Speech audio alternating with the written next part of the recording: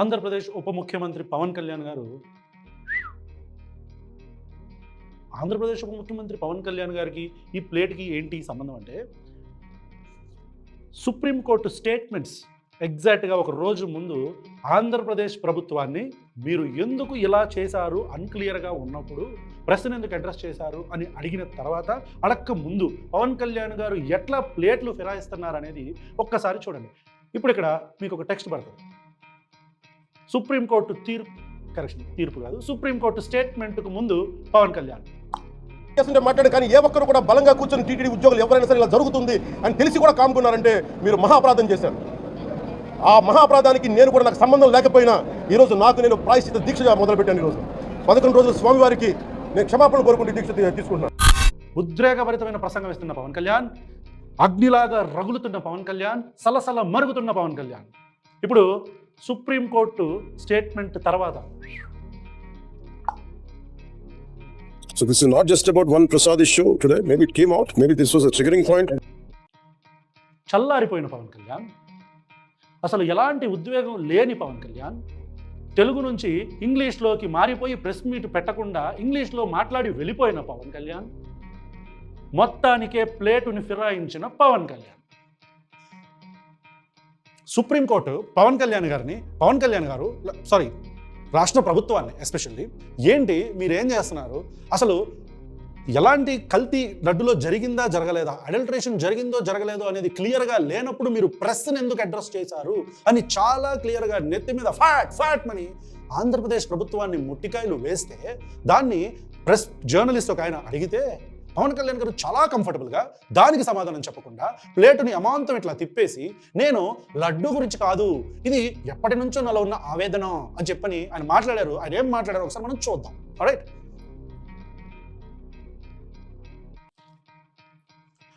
पेश करिए. This Prayashchit Diksha is some kind of desecration continuously. It's happening in the last few years. This Prayashchit Diksha is desecration, sometimes some kinds of desecration that's happening, from the last few years. Mr. Pawan Kalyan, you should understand that this is not only from the last 5 years. Mr. Chandrababu Naidu's regime also. ఎందుకు English ఎందుకు మనకి మామూలుగా మాట్లాడొచ్చుగా? మంచు లక్ష్మి ఏమైనా పూనిందా చెప్పండి? ఆరంతా role అయి కింద పడి డొల్లుతుంది. Sir ఏమంటున్నారంటే ఈ డెసిక్రేషన్ ఇది ఓన్లీ దాని గురించి కాదు, ఒక 5 సంవత్సరాల నుంచి జరుగుతున్న విగ్రహాల ధ్వంసం గురించి అని చెప్తున్నారు. యాజ్ ఇట్ ఈస్గా మళ్ళీ అదే సొల్లు. నేనేమంటున్నానంటే సార్ అలాంటి ధ్వంసాలు అంతకుముందు 5 సంవత్సరాలు కూడా జరిగినాయి, అప్పుడు మీరు నిద్రపోయారు అంటున్నాం. Continue. Last 5-6 years. 5-6 years. And around 219 temples were desecrated. Almost more than 100 temples were also being desecrated in the regime of Mr. Chandrababu Naidu, which you are aware of, but you don't speak. అర్థం కావట్లేదు పాపం వ్యూవర్స్కి. మన ప్రజలకు అర్థమయ్యేటట్టు మాట్లాడాలిగా మనం. పవన్ కళ్యాణ్ ఇట్లా మాట్లాడితే ఎట్లాగా? ప్రెస్ మీట్ పెట్టి తిట్టేటప్పుడేమో తెలుగులో మాట్లాడి, రెచ్చగొట్టేటప్పుడేమో తెలుగులో మాట్లాడి, ఇప్పుడు మాత్రం మీరు ఇంగ్లీష్లో మాట్లాడితే ఎట్లా? ప్రజలకు అర్థం కావాలిగా. ఇదే సార్ ఏమంటున్నారంటే గత 5 సంవత్సరాలుగా జరిగిన 250 గుడుల ధ్వంసం గురించి మా బాధ అంతా అని చెప్పని అంటున్నారు. అయితే సార్ జర్నలిస్ట్ అడిగిన క్వశ్చన్ అది కాదండి. సుప్రీంకోర్టు మీరు ఎలాంటి ప్రాపర్ న్యూస్ ఇన్ఫర్మేషన్ లేకుండా, క్లారిటీ లేకుండా, విచ్ ఇస్ అన్క్లియర్, మీరు ఎందుకు ప్రెస్కి రీచ్ అయ్యి ఇలా మాట్లాడటం జరిగింది? మీరు ఎందుకు ప్రెస్కి వెళ్ళారు? ప్రజల్లో ఎందుకు ఇలాంటి భావనని తీసుకొచ్చారు అని చెప్పి సుప్రీంకోర్టు చాలా క్లియర్గా నెత్తి మీద వేసిందండి ముట్టికాయలు. మీరు దాని గురించి మాట్లాడకుండా చాలా కంఫర్టబుల్గా the last 5 years it's 250 temples, right?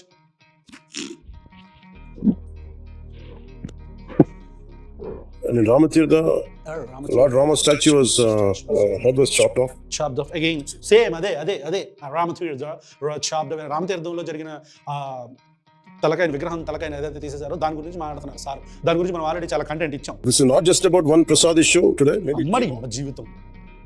This is not about just one Prasad issue today. And అసలు ఇట్లా పవన్ కళ్యాణ్ గారు, మీరు ఉప ముఖ్యమంత్రి అయిన పవన్ కళ్యాణ్ గారు అసలు ఎట్లా ప్లేట్లు మారుస్తున్నారు మీరు? మీ స్టేట్ అంటే నరం లేని నాలిక లాగానా? నాలికి నరం ఉండదు కరెక్టే, రాజకీయ నాయకులకు ఒళ్ళంతా నరాలు ఉండవు కరెక్టే, మీరేంటి అసలు దాన్ని ప్రూవ్ చేస్తున్నారు?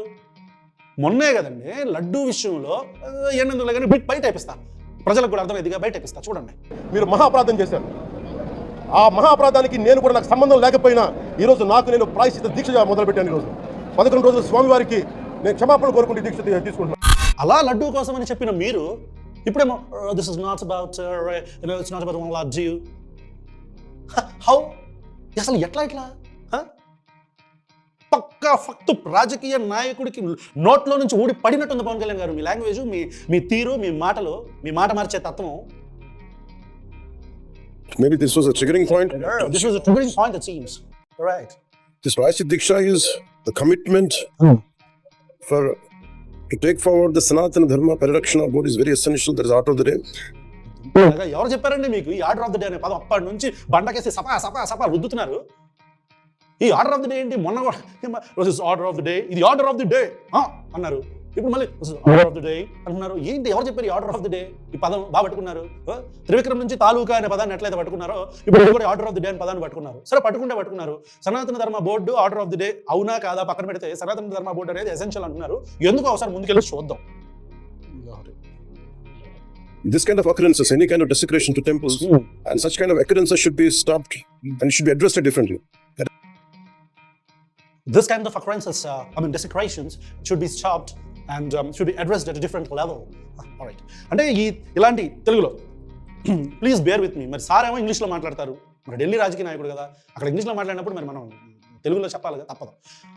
ఇట్లా డిసిక్రేషన్ జరిగినప్పుడు, అంటే గుళ్ళని కోలగొట్టినప్పుడు ఎలాంటి దానికి ఒక ఏదైనా ఒక రెస్పాన్సిబుల్గా ఒక బోర్డు ఉండాలి.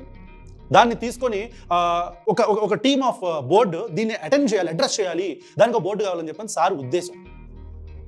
మీరు పని చేయండి పవన్ కళ్యాణ్ గారు. మీరు మీ ఉప ముఖ్యమంత్రి పదవికి రాజీనామా చేసి మీరు ఏదైతే బోర్డు అనుకుంటున్నారో ఆ బోర్డుకి అధ్యక్షుడిగా ఉండండి. మొత్తం గుళ్ళన్నీ చక్కగా స్వాములవారిలాగా తిరగండి, పూజలు చేయండి, హిందువుల మనోభావాలు కాపాడండి, ఇలా చేయండి. అంతేగాని మీరు రాజకీయ నాయకుడిలాగా వచ్చి ఓట్లు అడిగేటప్పుడేమో నాకు అన్ని మతాల ఓట్లు కావాలని చెప్పని మాట్లాడేటప్పుడేమో ఒక మతాన్ని గురించి మాట్లాడుతూ ఇంకా అసలు రాష్ట్రంలో దేశంలో ఎలాంటి ఇష్యూస్ లేవన్నట్టు అక్కడ బెంగాల్లో జరిగిన రేపుల దగ్గర నుంచి చూడండి, నేను ఎంత ఎమోషన్ అయిపోతున్నాను, నాకు వెళ్ళద్దాలు నేను కొట్టేసుకుంటున్నాను. అది ఆ బెంగాల్లో అక్కడ జరిగిన రేపు దగ్గర నుంచి అసలు ఎప్పుడు కూడా మీరు ఒక్క మాట కూడా మాట్లాడను. మీరు కరెక్ట్గా వారం రోజుల క్రితం గుడ్లవల్లేరు ఇష్యూ జరిగినప్పుడు మాట్లాడను. మీరు కరెక్ట్గా ఇంకొక వారం రోజుల క్రితం బెజవాడలో వరదలు వచ్చినప్పుడు హైదరాబాద్లో ఉన్న మీరు, రాకుండా ఉన్న మీరు, ఇప్పుడు వస్తే మీకు ఆ పబ్లిక్ నుంచి అలాంటి ఒక ఫ్లో వస్తుందని మీరు ఇప్పుడు మీకు అర్థం కాలేదా? అప్పట్లో వరదలు వచ్చినప్పుడేమో మీరు ఎందుకు రాలేదు అంటే నేను వస్తే ప్రజలందరూ వచ్చి అక్కడ గందరగోళం. నిజమా? మీరు వస్తే గందరగోళం క్రియేట్ అయిద్దా అక్కడ, అందుకు రాలేదా? మేము షూటింగ్ల కోసం రాలేదనుకుంటున్నాంలే. కాబట్టి మీరు ఆ బోర్డు ఏర్పాటు చేసుకొని మీ ఇష్టమైన బోర్డుని మీరు ఏర్పాటు చేసుకొని దానికి మీరు అధ్యక్షుడిగా ఉండండి.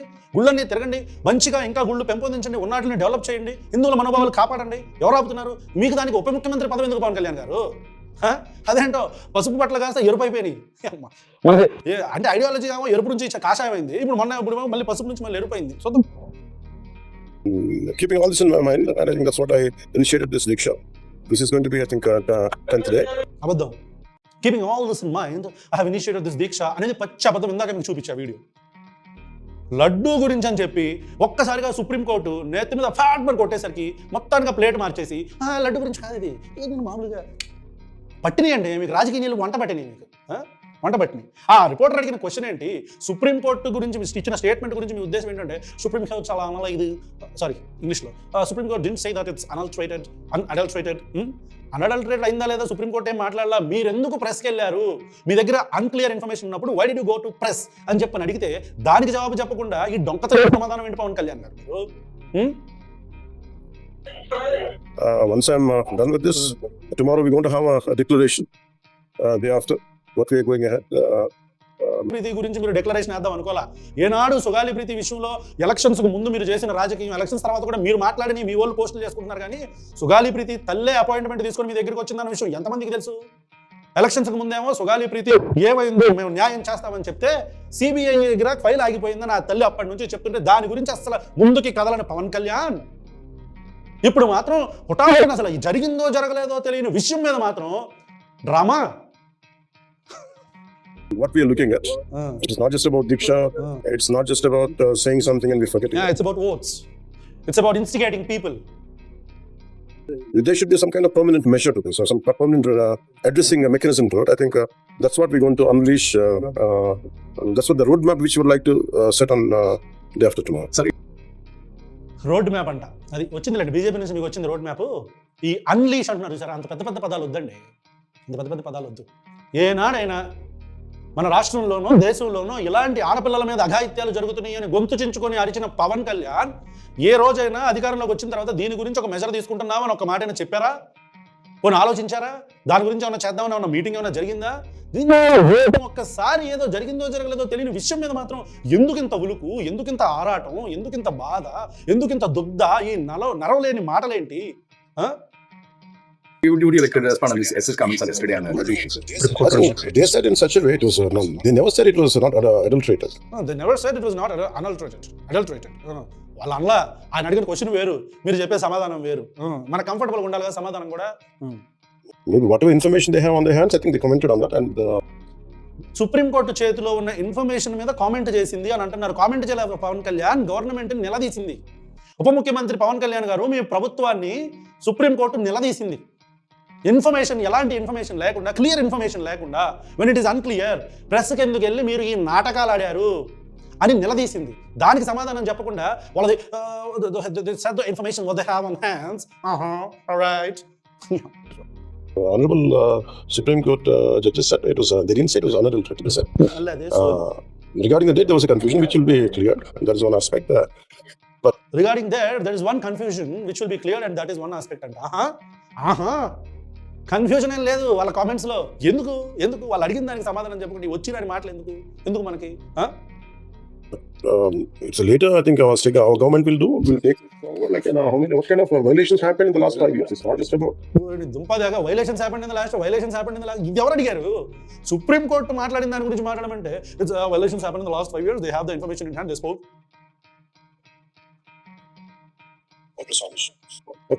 జంప్ అసలు ఆన్సర్ లేదు, పాడు లేదు, ఏమి లేదు. జంప్. ఆ ప్రెస్ మీట్ అయిపో అసలు టక్ 2-2.5 నిమిషాలు మాట్లాడారు. అస్సాం సరిగ్గా జర్నలిస్టులు అడిగిన ప్రశ్నలకు సమాధానం చెప్పలేకపోతున్నారు. మీ దుందుడుకు స్వభావం వల్ల, మీ ఉద్రేకభరితమైన ప్రసంగాల వల్ల, మీరు రెచ్చగొట్టే చేసిన వ్యాఖ్యల వల్ల.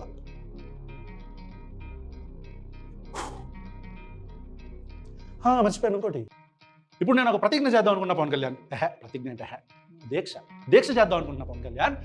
నేను కూడా అయినా మీకెందుకు చెప్తున్నా, నేను ఈ ప్రజలకు చెప్తున్నా, నా వ్యూవర్స్కి చెప్పుకుంటున్నా, సబ్స్క్రైబర్స్కి చెప్పుకుంటున్నా. డియర్ సబ్స్క్రైబర్స్, నేను ఒక దీక్ష చేద్దాం అనుకుంటున్నా. ఆ దీక్ష ఏంటంటే, దీక్ష అంటారా, దీక్ష అనుకోండి. ఆ దీక్ష ఏంటంటే ఒక ఐటమ్ తీసుకొని నా భుజాల మీద సినిమాటిక్గా చేద్దా. నేను కూడా ఒక దీక్ష చేద్దాం అనుకుంటున్నాను. ఒక ఐటమ్ తీసుకొని నా భుజ స్కంధాల మీద పెట్టుకొని పాదాల మీద నడుచుకుంటూ అటు ఇటు తిరుగుదాం అనుకుంటున్నాను. అండ్ ఇదే నా దీక్ష. చూడండి. అరే B22 తాగాలి తెలుగు గాలి, తాగాలి తాగి తెగ తూగాలి, తోటమాలి టపాలి అనాలి తలే పగిలి. పాములు పట్టేవాడు పాము కాటికే పోయినట్టు కళావైద్యుడు కళావైద్యం వికటించి కాళ్ళు చేతులు పోగొట్టుకున్నాడు.